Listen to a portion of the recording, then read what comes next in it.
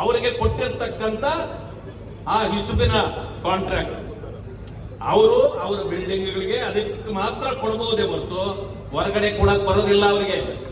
ಆದ್ರೆ ಒಂದು ದಿನಕ್ಕೆ 700ರಿಂದ 800 ಲೋಡ್ಗಳು ಟ್ರಕ್ಗಳು ಅಲ್ಲಿಂದ ಹೋಗ್ತವೆ. ಅದಕ್ಕೆ ಕೊಡೋದು 500 ರೂಪಾಯಿ ಅಷ್ಟೇ, 5,000 ರೂಪಾಯಿ. ಆದ್ರೆ ಮಾರಾಟ ಮಾಡೋದು 50ರಿಂದ 60,000 70,000.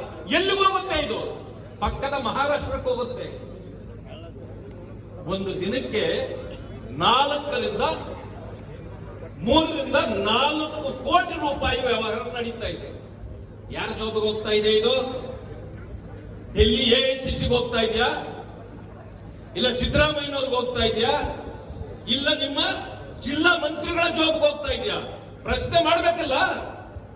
ಅದಕ್ಕೆ ನಾನು ಹೇಳಿದ್ದು ಇದು ರಿಪಬ್ಲಿಕ್ ಆಫ್ ಗುಲ್ಬರ್ಗಾ. ನಾಚಿಕೆ ಆಗ್ಬೇಕು. ಇವತ್ತು ಒಂದು ಮಾತನ್ನು ನಾನು ಹೇಳಲಿಕ್ಕೆ ಬಯಸ್ತೇನೆ. ಕಲ್ಯಾಣ ಕರ್ನಾಟಕದಲ್ಲಿ ಅನೇಕ ಕಾರ್ಯಕ್ರಮಗಳು ಬರ್ತವೆ. ಹಣ ಎಲ್ಲಿ ಹೋಗುತ್ತೆ? KKRDBದು ದೊಡ್ಡ ಭ್ರಷ್ಟಾಚಾರ ಹಗರಣಗಳಿದೆ. ಇದನ್ನು ನಾವು ಕೇಳಬಾರ್ದ? ಬೆಲೆ ಏರಿಕೆ, ಬೆಳಗ್ಗೆ ಹಾಲು ಕುಡಿಯುವಾಗ ಶುರುವಾದ್ರೆ ಆಕ್ರೋಶ ಜನರಿಗೆ. ಆ ಆಕ್ರೋಶ ರಾತ್ರಿ ಕಡಿಮೆ ಆಗೋದು ಯಾವಾಗಪ್ಪ ಅಂದ್ರೆ ಆಲ್ಕೋಹಾಲ್ ಕುಡಿಯುವಾಗ. ಬೆಳಗ್ಗೆ ಹಾಲು ಕುಡಿಯುವಾಗ ಆಕ್ರೋಶ ಪ್ರಾರಂಭ ಆಗುತ್ತೆ. ಅಂದ್ರೆ ಅದರ ಮಧ್ಯದಲ್ಲಿ ನಡೆಯುವುದೆಲ್ಲವೂ ಕೂಡ ಆಕ್ರೋಶದ ಇದೆ. 3 ಸಾರಿ ಹಾಲಿನ ಬೆಲೆ ಹೆಚ್ಚಿಸಿದ್ದಾರೆ. ಈಗಾಗಲೇ 3 ಸಾರಿ ಹಾಲಿನದ್ದು ಹೆಚ್ಚಿಸಿದ್ದಾರೆ. ದವಸ ಧಾನ್ಯಗಳು ಹೆಚ್ಚಿವೆ. ರೈತರ ಸಮಸ್ಯೆ ಯಾರು ಕೇಳ್ತಾ ಇಲ್ಲ. ಇಂಥ ಪರಿಸ್ಥಿತಿ ಇಲ್ಲಿ ಇದೆ. ಆದ್ರೆ ಒಂದು ಯೋಚನೆ ಮಾಡಿ ಬಂಧುಗಳೇ, ಇವತ್ತು ಮೊಘಲರ ಸಾಮ್ರಾಜ್ಯ ಮೊದಲು ಏನ್ ನಡೀತಿತ್ತೋ ಇನ್ನೂ ಇಲ್ಲಿ ಜೀವಂತ ಇದೆ. ಅದು ಯಾಕೆಂದ್ರೆ ಕೇವಲ ಒಂದು ಮನೆತನದ ಅಧಿಕಾರ. ನೋಡಿ, ಕಲ್ಯಾಣ ಕರ್ನಾಟಕದಲ್ಲಿ ಕಳೆದ ಚುನಾವಣೆಯಲ್ಲಿ ಹೆಚ್ಚು ಕಡಿಮೆ ಎಲ್ಲಾ ಸ್ಥಾನಗಳು 2-3 ಕಡೆ ಬಿಟ್ಟರೆ ನಾವು ಎಲ್ಲಾ ಸ್ಥಾನಗಳು ಗೆದ್ದಿರೋದು ಕಾಂಗ್ರೆಸ್ಸೇ. ಕಾರಣ ಏನೇ ಇರಲಿ, ಬೇರೆ ವಿಷಯ. ಆದ್ರೆ ನಾನು ನಿಮ್ಮ ಗಮನಕ್ಕೆ ತರೋದು, ಮೀಸಲು ಕ್ಷೇತ್ರಗಳು 8 ಇವೆ. ಆದ್ರೆ ಕಾಂಗ್ರೆಸ್ ಗೆದ್ದಿದ್ದೆಷ್ಟು? ಕೇವಲ 2. ಎಲ್ಲಾ ಗೆದ್ದವರಿಗೆ ಮೀಸಲುಗಳ ಕ್ಷೇತ್ರಗಳನ್ನು ಗೆಲ್ಲಲಿಕ್ಕೆ ನಿಮ್ಗೆ ಏನ್ ಕಷ್ಟ ಆಗಿತ್ತು? ಕಷ್ಟ ಇದೆ. ಯಾಕೆ ಗೊತ್ತಾ? ಇನ್ನೊಬ್ಬ ದಲಿತ ಬೆಳೀಬಾರದು ಅಂತಕ್ಕಂಥದ್ದು ನಿಮ್ಮ ಉದ್ದೇಶ. ಯಾಕೆಂದ್ರೆ 8 ಕ್ಷೇತ್ರಗಳಲ್ಲಿ ಬೇರೆ ಬೇರೆಯವರು ಗೆದ್ದು ಬಿಟ್ರೆ ನಮ್ಮ ಮನೆಯವರು ಯಾರು ಮಂತ್ರಿ ಆಗಕ್ಕಾಗಲ್ವಲ್ಲ. ಯಾರು ಗೆಲ್ಲಬಾರ್ದು, ನಮ್ಮ ಮನೆಯವರೇ ಗೆಲ್ಲಬೇಕು. ಅವರಿಗೆ ಅಧಿಕಾರ ಬರಬೇಕು. ಮಂತ್ರಿಯು ನಾನೇ ಆಗ್ಬೇಕು, ರಾಜ್ಯಸಭಾ ನಾನೇ ಆಗ್ಬೇಕು, ಮತ್ತೆ MP ನಾನೇ ಆಗ್ಬೇಕು. ಕಾಂಗ್ರೆಸ್ ಯಾವಾಗ ಕಾಂಗ್ರೆಸ್ ನಲ್ಲಿ ಕುಳಿತಿರೋರು ಈಗಲೂ ಗಲಾಟೆ ಮಾಡ್ತಾರೆ. ಏನ್ ಗೊತ್ತಾ? ದಲಿತರಿಗೆ ಅನ್ಯಾಯ ಆಗ್ತದೆ ದೇಶದಲ್ಲಿ. ಯಾರು ಮಾತಾಡೋದು? ಕಾಂಗ್ರೆಸ್ ಅಧಿಕಾರ 65-70 ವರ್ಷ ಈ ದೇಶವನ್ನು ಆಳ್ತಲ್ಲ, ಅದರಲ್ಲಿರೋರೇ ಮಾತಾಡ್ತಾರೆ. ಏನಂದ್ರೆ ದಲಿತರಿಗೆ ಬಹಳ ಅನ್ಯಾಯ ಆಗಿದೆ, ದಲಿತರು ಅಸ್ಪೃಶ್ಯತೆಯಿಂದ ನರಳುತ್ತಾ ಇದ್ದಾರೆ, ಅವರ ಬಡತನ ನಿರ್ಮೂಲನೆ ಆಗಿಲ್ಲ. ಅಣ್ಣ, ಕಾಂಗ್ರೆಸ್ ನಲ್ಲಿರ್ತಕ್ಕಂಥ ಮೂಕ ದಲಿತ ನಾಯಕರೇ ಒಂದು ಮಾತು ಹೇಳಿ ನನಗೆ, ಯಾರಿಂದಾಗಿ ಇದಾಗಿದೆ? ಬಾಬಾ ಸಾಹೇಬ್ ಅಂಬೇಡ್ಕರ್ ಅವರು ಅವತ್ತು ಹೇಳ್ತಿದ್ರು ಅಸ್ಪೃಶ್ಯತೆ ನಿವಾರಣೆ ಆಗಬೇಕು ಅಂತ. ಆದ್ರೆ ಇವತ್ತು ಆಗಿಲ್ಲ. ಇನ್ನೂ ನೀವು ಹೇಳ್ತಾ ಇದ್ದೀರಿ. 65 ವರ್ಷ ಏನ್ ಕಡ್ಲೆಪುರಿ ತಿಂತಿದ್ರ ನೀವು? ಅಧಿಕಾರ ಮಾಡಿದ್ರಲ್ಲ ನೀವು, ಕಡ್ಲೆಪುರಿ ತಿಂತಿದ್ರ? ಅವರ ಬಡತನ ನಿವಾರಣೆ ಆಗಿಲ್ಲ ಅಂತಂದ್ರಲ್ಲ, ಆವತ್ತು ಹೇಳ್ತಿದ್ರಿ ನೀವು ಗರೀಬಿ ಹಠವು, ಗರೀಬಿ ಹಠವು. ಹಠವು ಆಯ್ತಾ? ಗರೀಬರ ಹಠವು ಆಗ್ತಾ ಇದೆ. ಆದ್ರೆ ನೀವ್ ಯಾರು ಗರೀಬರು ಇದ್ರೋ ಅಧಿಕಾರಕ್ಕೆ ಬಂದವರು, ನಿಮ್ಮ ಗರೀಬಿ ಮಾತ್ರ ಹಠವು ಆಗಿದೆ. ಇಂಥ ಪರಿಸ್ಥಿತಿ ಇಲ್ಲಿದೆ ನೋಡಿ. ಬಾಬಾ ಸಾಹೇಬ್ ಅಂಬೇಡ್ಕರ್ ಅವರು ನಿಪ್ಪಾಣಿಗೆ ಬಂದು 100 ವರ್ಷ ಆಯ್ತು ಅಂತ ಹೇಳಿ ಶಶಿಕಲಕ್ಕ ಜೊಳ್ಳೆಯವರು ಮೊನ್ನೆ ಭೀಮ ಹೆಜ್ಜೆಯ 100 ವರ್ಷದ ಸಂಭ್ರಮ ಮಾಡಿದ್ರು. ನಾವೆಲ್ಲ ಹೋಗಿದ್ವಿ. ಅಲ್ಲಿ ನನಗೆ ಗೊತ್ತಾಯ್ತು, ನನಗೂ ಇತಿಹಾಸ ಗೊತ್ತಿರಲಿಲ್ಲ. ತಮ್ಮ ಗಮನಕ್ಕೆ ಒಂದು ಮಾತನ್ನು ತರಲಿಕ್ಕೆ ಬಯಸ್ತೇನೆ.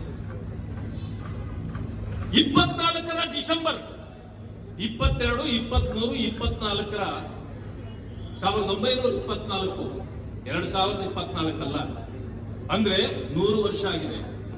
ಬಾಬಾ ಸಾಹೇಬ್ ಅಂಬೇಡ್ಕರ್ ಅವರು ಜೀವಂತವಾಗಿದ್ದರು.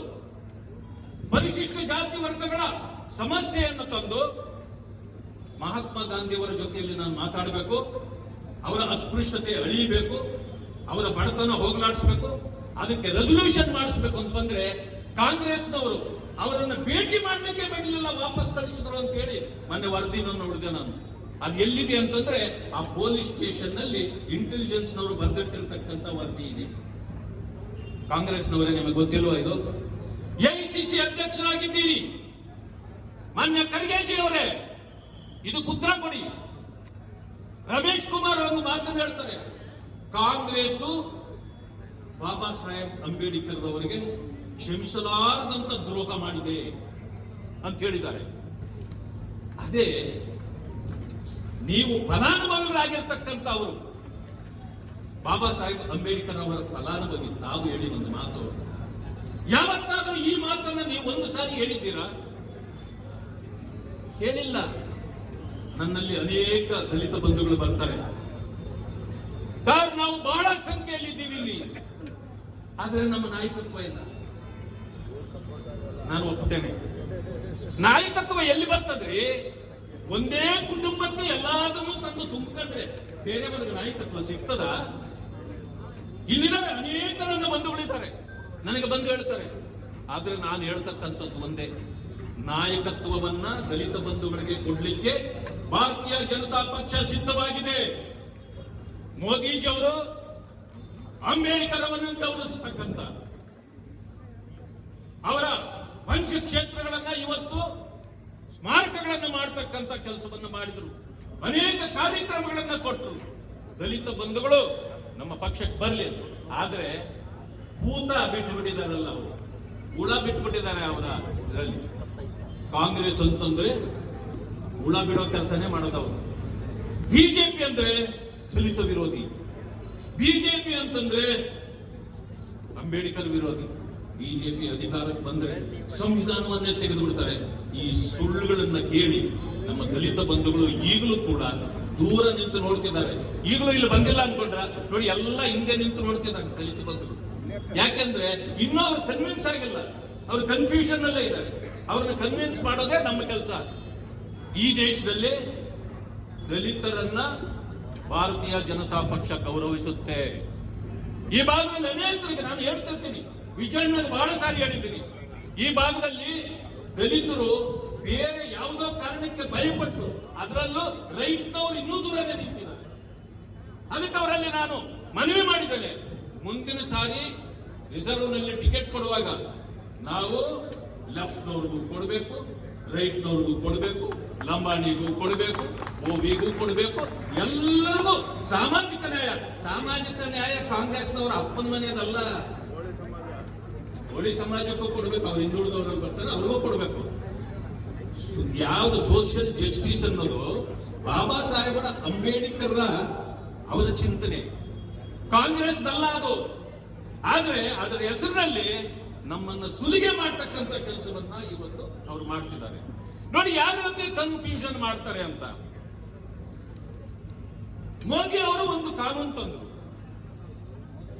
ಶರಿಯಾ ಕಾನೂನು ಇತ್ತು, ಆದ್ರೆ